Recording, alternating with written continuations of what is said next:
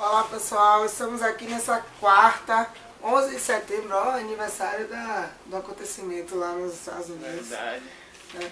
Estamos aqui com a nossa lição Reforma, nossa maneira de pensar. E o verso para memorizar, Carlos. Portanto, já que vocês ressuscitaram com Cristo, procure as coisas que são do alto, onde Cristo está sentado à direita de Deus. Mantenha o pensamento nas coisas do alto e não nas coisas terrenas. Pois é, a lição de adultos ela trouxe para nós a relação entre a mente e o corpo. E algumas pessoas seguem uma filosofia até grega, que é uma filosofia criada pelos gregos de que existiam separados dentro do ser humano o que era físico e o que era espírito. Só que as escrituras sagradas nos dizem que não existe separação nenhuma, estão totalmente interligados. Isso quer dizer que se alguma parte do corpo for deteriorada, todo o corpo em si sentirá a perda por essa parte deteriorada.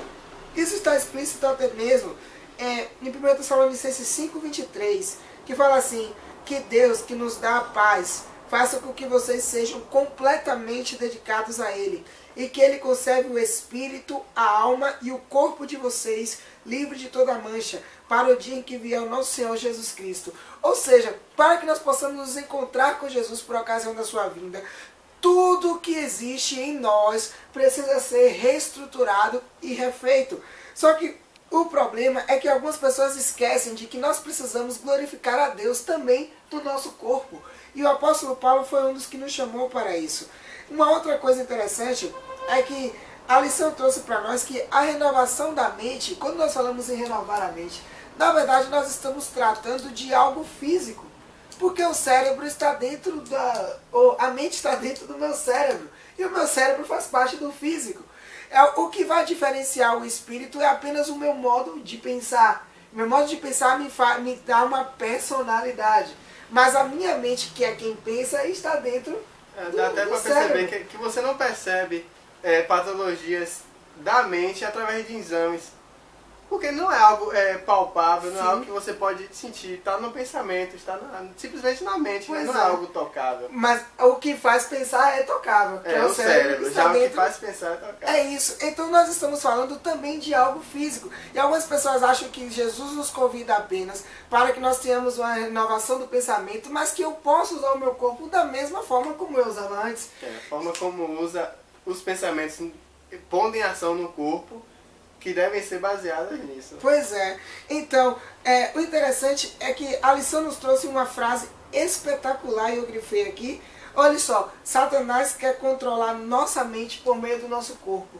Porque ele sabe que nós sentimos o prazer de realizar alguns atos ilícitos perante Deus. E esse prazer ele é explícito e colocado em nosso corpo. E assim nós às vezes achamos, se é bom para o corpo, então é isso que vai dominar até o meu pensar. Só que Jesus quer agora controlar o nosso corpo por meio da nossa mente. Ele quer que nós pensemos em coisas boas para que assim isso possa ser refletido no nosso corpo. Um exemplo simples e prático de como as duas não conseguem andar inseparáveis. Quando você come muito, você faz uma refeição que você come muito, muito mesmo, passa do limite, você consegue pensar em alguma coisa boa ou produtiva.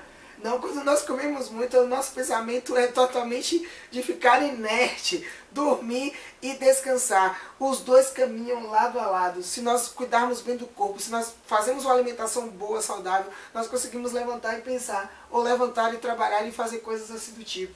Então, Deus está nos chamando para que nós tenhamos essa relação muito saudável e que assim nós sejamos reestruturados à imagem de Cristo. A lição de jovens tem Luzes no Mundo. Traz a história de um pregador chamado George Whitefield, eu acho que seja pronunciado assim, que ele foi conhecido como o príncipe dos pregadores ao ar livre.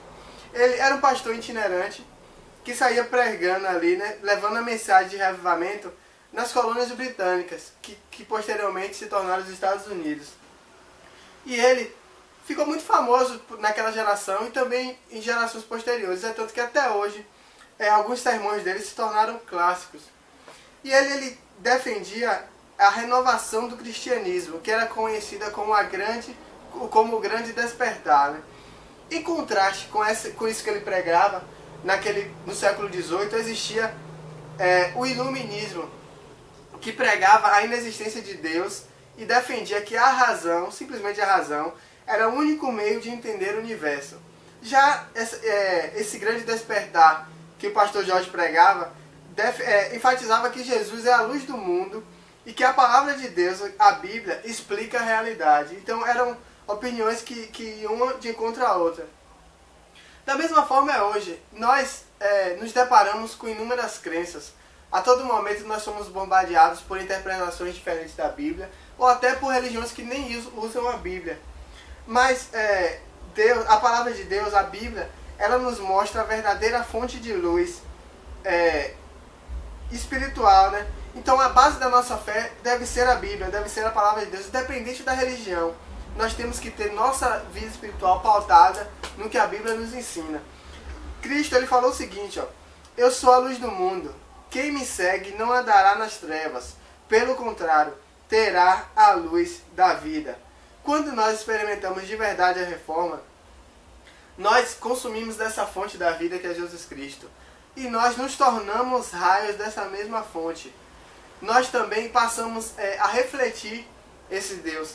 Então nós passamos e nos tornamos capazes de compartilhar dessa mesma luz, dessa mesma fonte.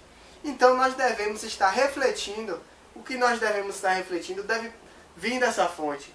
Então nossos atos, nossos pensamentos devem ser baseados na fonte, devem ser baseados na Bíblia, que é o que traz até nós até essa fonte, né? Então nossos atos devem ter essa base.